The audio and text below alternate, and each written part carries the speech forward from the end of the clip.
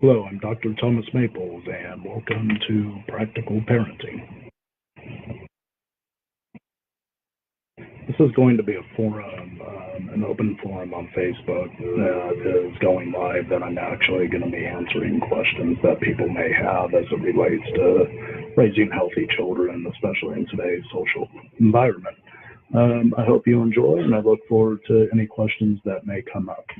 Please remember that this does not constitute individual psychotherapeutic advice.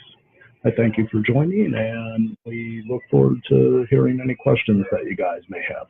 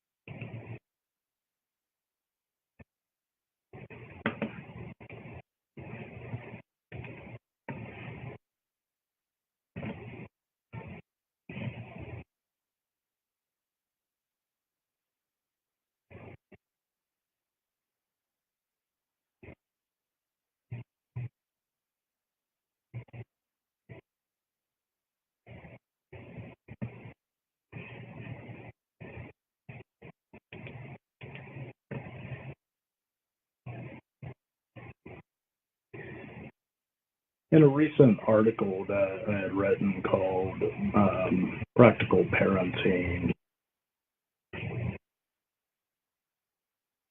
oh no, the sky is falling, I actually take a look at the effects that media and social media has on children, especially as they're subjected to a barrage of negative news.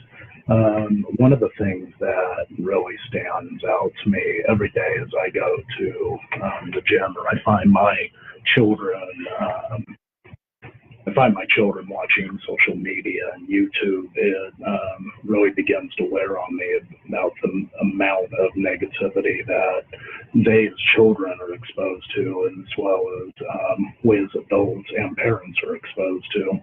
And I began to take a look at how this affects children in general. Most of the time, at a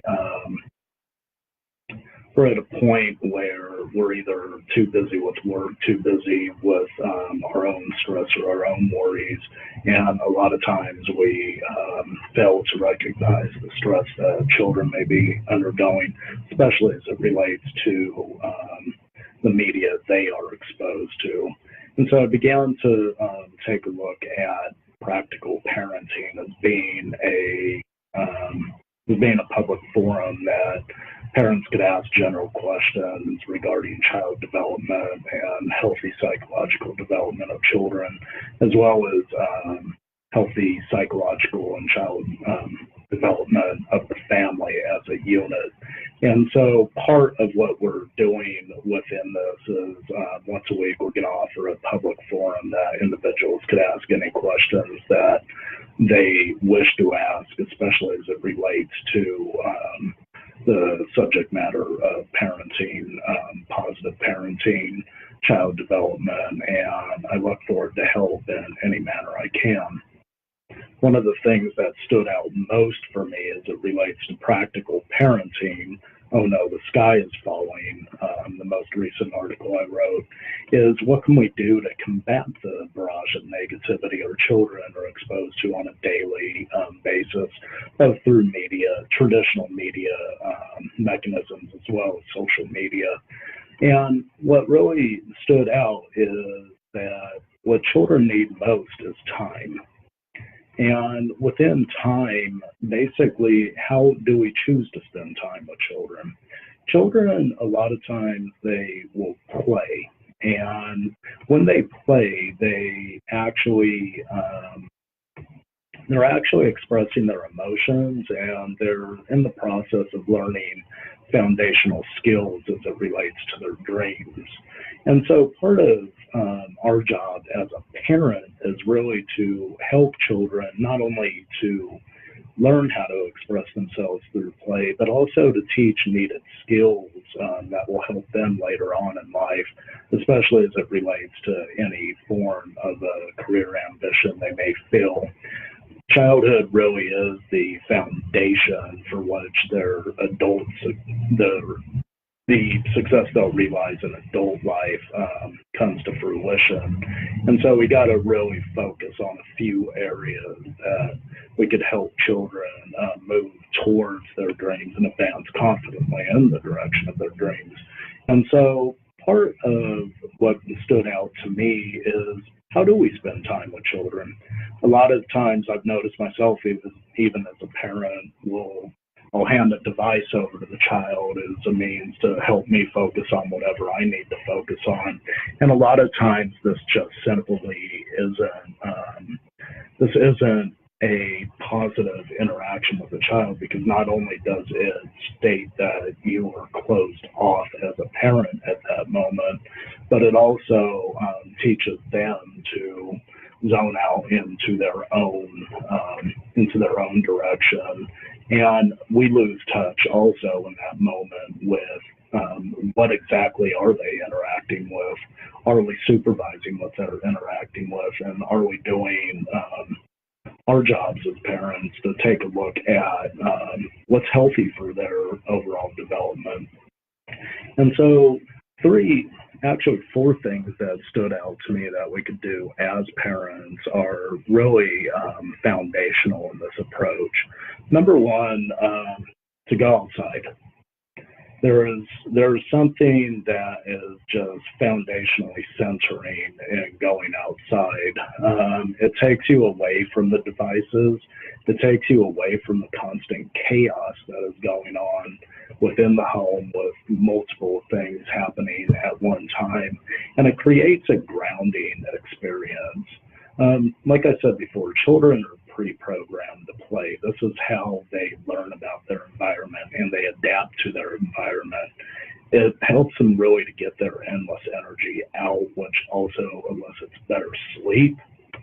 And within even better sleep, it basically helps them to get exercise, and it forms the foundation of how they really begin to relieve their own stress and anxiety. And it acts as a very good stress relief for parents as well. The second part that I was looking at is listening to music. Music can have a very calming or a very amping effect with children. It also allows your children direct access into who you are as a person. Um, who we are as a person, we express in many ways. The movies we like, the music we listen to, the things we enjoy doing. And as your children get to know you as parents, it allows them really, um, to really begin to form a bond with you, which also stands as the foundation for the way we pass on family values. With this, there is a caveat. I know that there's a lot of music out there that can have inappropriate lyrics, inappropriate subject matter that may not be for in the best interest of a child to listen to. It's up to you as a parent what message you want your children to be exposed to, but within that message, they will begin to emulate who they are listening to or what they are watching. And so it's really imperative from a practical parenting perspective to take a look at what they're watching, to listen to what they're listening to, because I guarantee you they'll begin to look and they'll sound like it. That's just the way that children learn to adapt within their environment, especially as it relates to people that they idolize. Another big perspective of practical parenting and raising healthy children is really to read to them. There's multiple types of reading. It's not all visual reading. You could listen to an audio book. You could read a book to them. What happens within this is children learn lessons based upon morals of the storylines that they are exposed to. And so, what storyline are you interested in exposing your child to? You could discuss the moral of each story. I'll give you an example. The other day, I was listening to the audiobook, The Alchemist, by Paulo Coelho, and my son, he was exposed to the idea that the protagonist, who is the alchemist student, he became part of the wind. He identified himself as the soul of the world, and the soul of the world was within himself as well.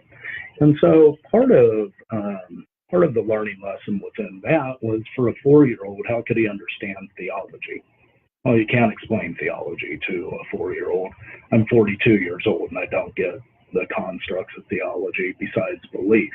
Well, part of what I used the moral of the story for was that basically, we all have a piece of God within us, and that piece of God allows us to act nicely to others. And to his emerging psyche, that's a lesson that he could begin to formulate and to use as a piece of him that, okay, do I make a good choice or do I make a bad choice? Do I decide to be nice to someone, or do I decide to be mean with someone?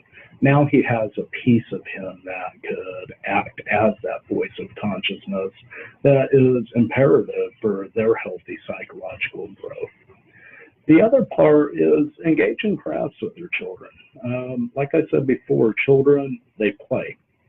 They are avid players, and basically their education is learned through play, interaction with their parents, their peers, and their siblings. And so really what happens is we as a people used to pass on our skill sets to our children. We didn't have a formalized education system.